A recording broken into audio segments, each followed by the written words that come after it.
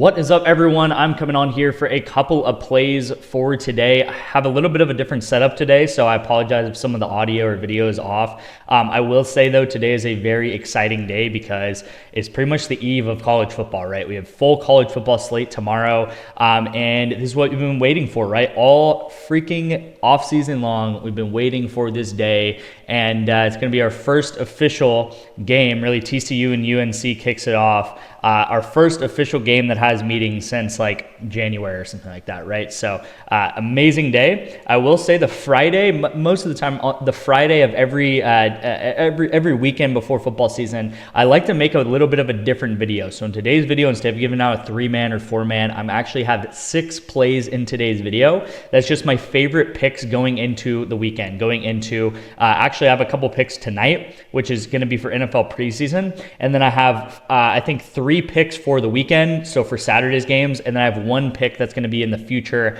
I think like six days from now on Thursday, and actually it could arguably be my favorite play, so we got to wait a little bit for that one, but at the end of the day, I'm going to have 6 picks in today's video, 2 NFL, 4 college football. So let's go ahead and talk about how the day went. How yesterday went. Now, with all this being said, all the excitement and stuff, we have not had that great of a week, right? I'm not going to sugarcoat it. You guys know that I'm very transparent about everything. We have had so many 3 out of 4s recently, right? It's kind of just been the trend of this week. Weeks always, it's weird, okay? Weeks always follow trends, you know? Sometimes we'll have everything hit. Sometimes we'll just have all bad entries. Sometimes we'll have things go opposite correlation. And then this week, it's just been a lot of 3 out of 4s, right? It's been like so many 3 out of 4s. I haven't seen this many 3 out of 4s in like 3 or 4 months. And as you guys see, 3 out of 4 right here. This game is finishing up pretty much, but you'll see that this Neom team, in 60 minutes, these guys went over their line. So, of course, if you know what we do here, we do correlation, and we do the same thing in football. If I pull the game up, which is right here, the game just finished because I took that screenshot about 30 minutes ago, but Neom had 60% possession in this game. So they had a lot of possession. Of course, because they have a lot of possession, these guys are going to go over their line. They went way over their line, I can tell you, right? Because in 60 minutes, these guys went over their line. So these guys probably finished off with like 80 to 90 passes because of how much possession these guys had, right? Now you'll see another setup here. Of course, I took 2 guys to go under together because this is also very correlated in football, right? We have Jordan Dwyer, the receiver of TCU. We have Jaden Craig, the quarterback at TCU. Of course, how football works is if a quarterback or an offense doesn't do very well, what's going to happen? Both these guys are likely to go under their lines and not have many yards together, right? And this makes sense whether we're talking about college, whether we're talking about NFL, whether we're talking about Division III, it doesn't matter, right? You have a quarterback, you have a receiver. If the quarterback doesn't do very well, then he's going to go under.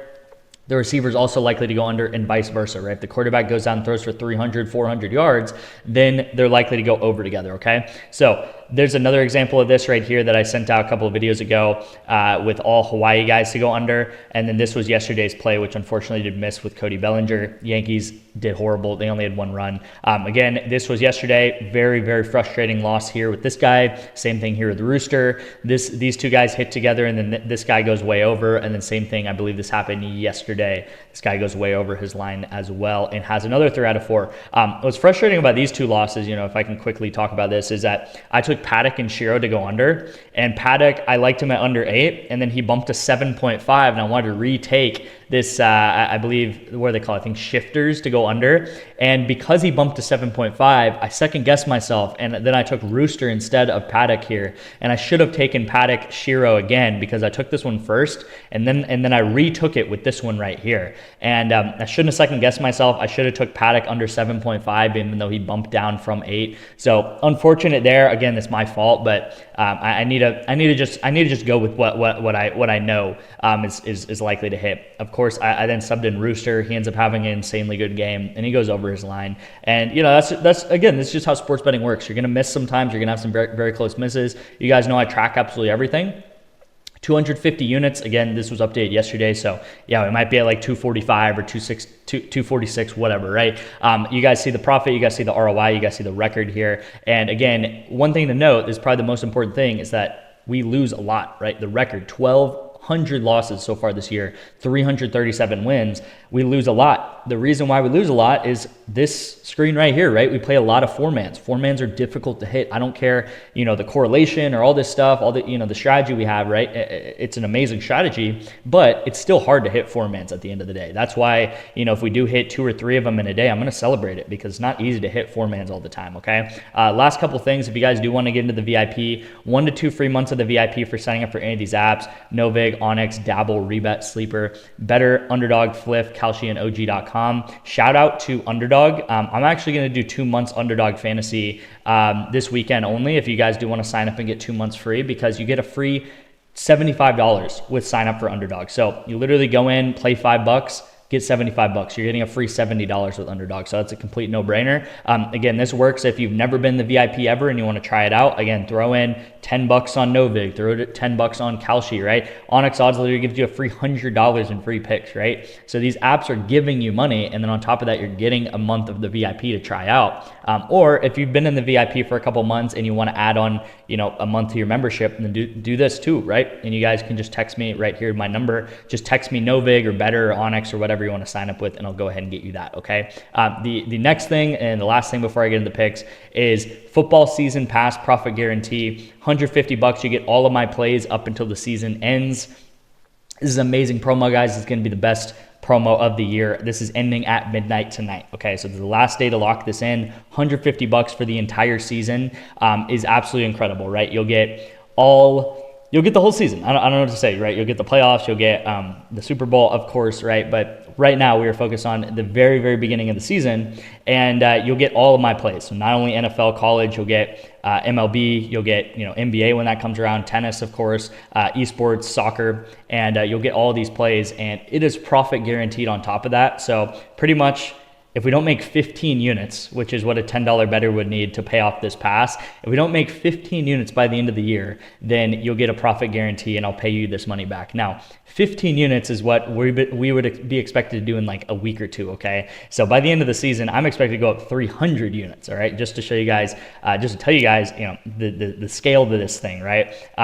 In 2020, this is 2026 so far. In 2025, we went up like 350 units. 2024, we went up close to like 550 to 600 units, okay? So I'm looking to do in between those and get another 500 unit year under our belt. We're at 250 at the very beginning, like I said, of college football eve. So we're on very good pace for that, right? And we can have some massive weekends up ahead. I think last year in October, there was one weekend that we went up, it was like 60 to 65 units in one weekend because everything hit. Like there were so many great games, everything hit. This can happen fast, guys. Like right now I'm talking about these like 5-unit swings and stuff. One weekend of NFL and college when we're really in the full slate of things, it can really, really bump quick. Like we can really, really start, going on an absolute rocket here, okay?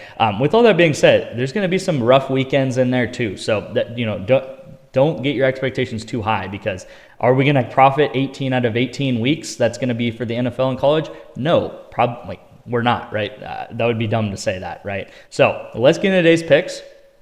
Like I said, I have 4 in college. I'm going to rapid fire through these a little bit. And in the middle of these, I'm going to kind of talk about how I think about a lot of these picks, because there's strategy behind everything I do, of course. And, I'm going to talk about why I like these picks so much. So the first pick of the season, so to speak, and again, these are not going to be in any particular order, but it's going to be Caden Krill to go over 0.5 passing touchdowns, okay? So let me go ahead and show you guys his, this should be on passing touchdowns, but it's not. But you guys can see this, and with these graphs I'm going to show, you got to take everything with a little bit of a grain of salt. Some of these players are on different teams. Some of these players have completely different teams, completely different coaches. Everything about this is different year to year now with all the transfers and stuff happening in college. So looking at last year can give us a little bit of a story, but it's really just scratching the surface. The thing that I like about Caden is I followed him very closely last year, and I took his unders a lot last year.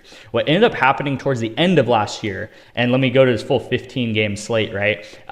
Towards the end of last year, he ends up being a lot better of a passer than he was at the beginning of the year, okay? So he started the year really bad at passing and relied on his legs quite a lot. Now, with that being said, he is still a very running-heavy quarterback, okay? But towards the end of the year, he gets a lot better at passing the ball. This is why I really like his over 1 pass touchdown, okay? As you're gonna see, there's a lot of games that he is getting that pass touchdown. Now, with all this being said, this is probably the most important part of this video here. How I think about football, okay, is that I think about if you're gonna win the game or lose the game. And if you've been on this channel, this is something that I always think about almost on every sport, right? In soccer, I think about possession. In esports, I think about winning and losing or how long the game's gonna go.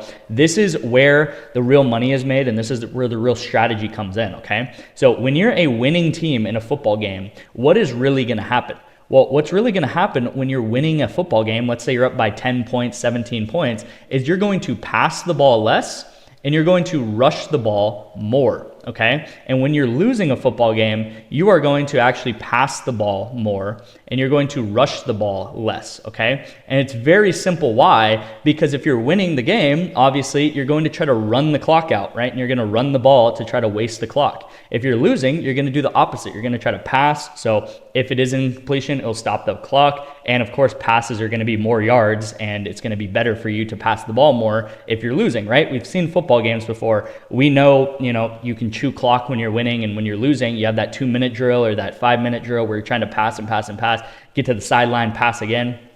So we can take this information and we can see right here, Vegas has Jacksonville State, which Caden is on, at plus 215, okay? So for example, if Jacksonville State was very favored in this game, then they would probably win the game. And this would actually cause Caden to more utilize his legs more. And this would cause him to hand the ball off more because again, you want to run the clock out if you're winning. Now, Jacksonville State is actually favored to lose this game. So because they're favored to lose, what's going to happen is he's probably going to pass the ball a lot more, and that's just a fact of football, right? I think I thought I had this pulled up, but maybe I don't. Maybe I can go to this here. But I wanted to show you guys. I was looking at this before today's video that I was filming here, but if you look at pass attempts, you look at Jared Goff, and I think I had him at like 36, right? 36, pretty like simple line for Jared Goff. But if you look over his last 15 games, you're going to see that when Jared Goff wins a football game, he goes under his line quite a lot, right? So this is actually a lot of times what people would not think. When they win a football game, everyone applauds Jared Goff. Wow, he did so well. And that's true, but he doesn't get as many passes than when he loses a game, okay? So look at how this completely flips when Lions lose games versus when they win games, okay? And this is going all the way back to 2023. It doesn't really matter, right? You can go all the way back to the 60s and it'd be the same thing would apply. When a team wins the game, they're going to pass less. When a team loses the game, they're going to pass more, right? So this is like the key concept of NFL and actually of a lot of sports. But again, when you're winning, you're going to pass less and run more. And when you're losing, you're going to pass more and rush less, right? And this is something that I'm going to go over all the time this entire season, all right? So get ready for that. The second thing to talk about is correlation, and I talk about this more so in a lot of my other videos, but again, it's pretty much echoing to what I said earlier in the video of earlier in the video right here with guys to go over together, under together in quarterback and receiver combination. This is what we do a lot in the VIP and on this channel too. So with all that being said, I'm gonna talk about that quite a lot with the whole running and passing thing. The second pick of the day is going to be Jaden Scott to go under 14.5 rush attempts. Okay,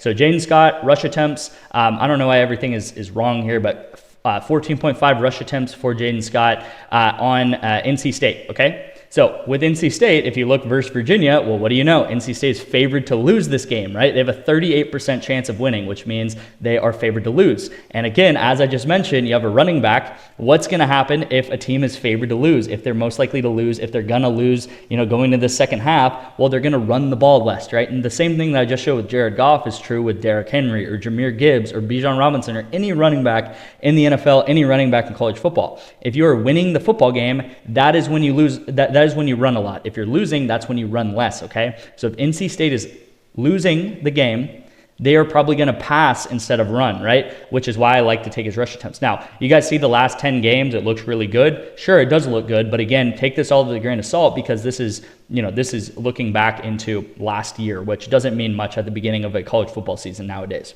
okay? So that's the second pick.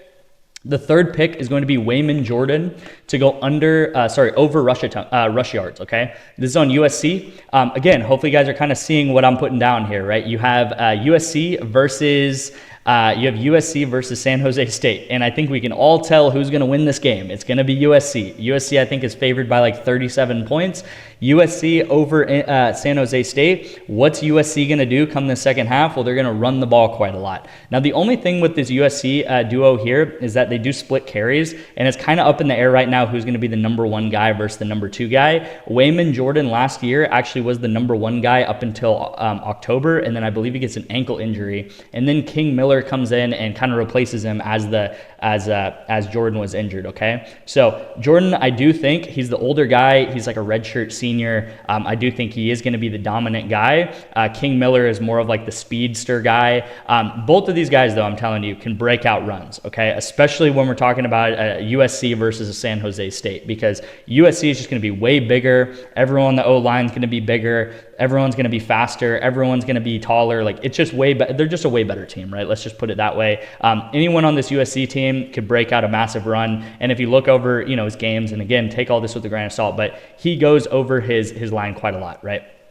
Because he's a really dominant running back, and it's USC versus San Jose. And I would be very, very against taking USC to actually go over their passing yards, because unless it's the first half, but because USC is probably not going to pass very much going into that third and fourth quarter, because they should be up by 24, 30 points, right? You guys see here, they have a 99% chance to win according to PickFinder, okay? So they are very, very likely to win, and with that win comes this, right? I think the only thing that could really happen is they take their starters out of the game or something. I mean, that could potentially happen, which would be unfortunate for the overs, obviously, okay? So last pick of college football, and again, I told you guys this is actually happening on Thursday, but this could arguably be my favorite pick of the entire week. Week 1 is going to be Gio Lopez to go under 251 pass yards, okay? So with all this being said, I've watched Gio Lopez quite a lot. I watched him at South Alabama. I watched him at North Carolina. Pretty much both of those years, he got replaced. So he was starting, and then he became the backup because he's just not very good. Everything that I echoed with this too, with Wake Forest versus Akron, which is the week 1 matchup.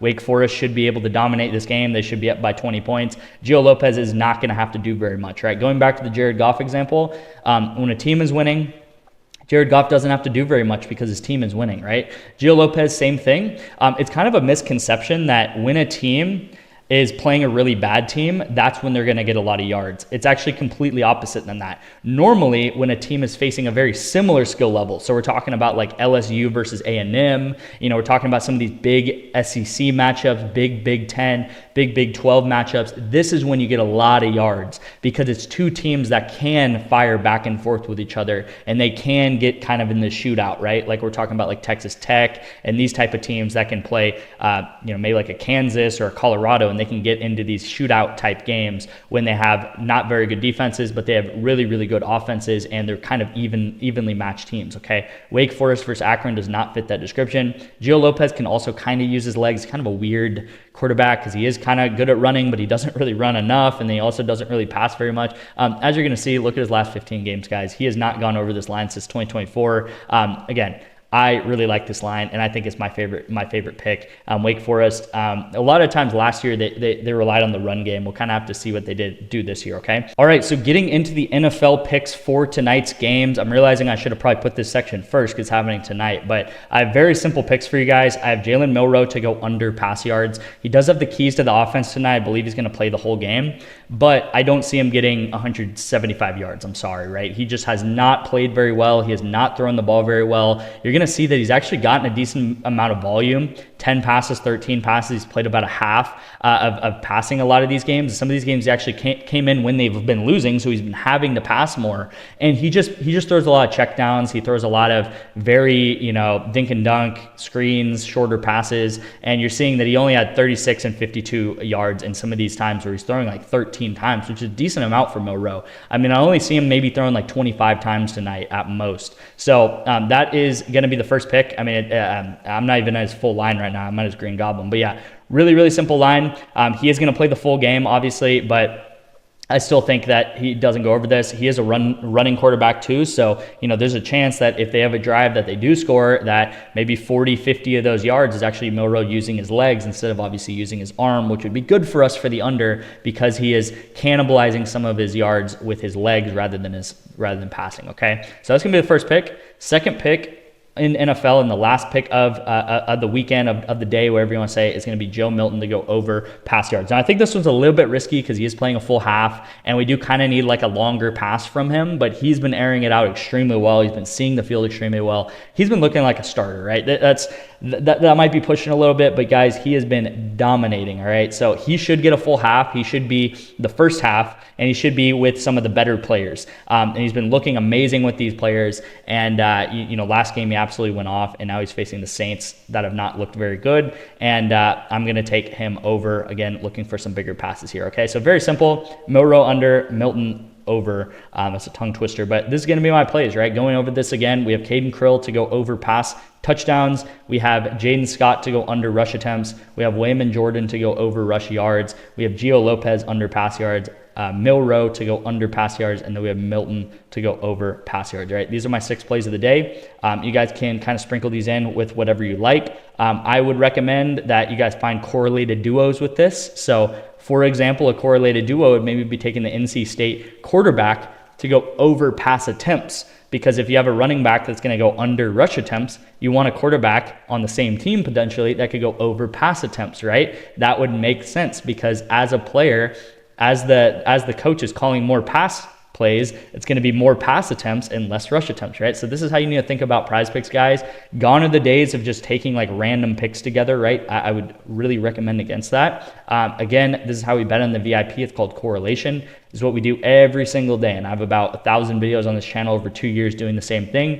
Thank you guys so much for watching. If you guys enjoyed today's video and stuck to the end, I'll try to respond to all the comments today. And if you have any questions, you guys can always text me or leave a comment below. Thank you guys again. Let's have an amazing season. Lock in this season pass and get all of my plays for the entire season. I'd love to have you in. Appreciate you guys, and I'll see you in tomorrow's video.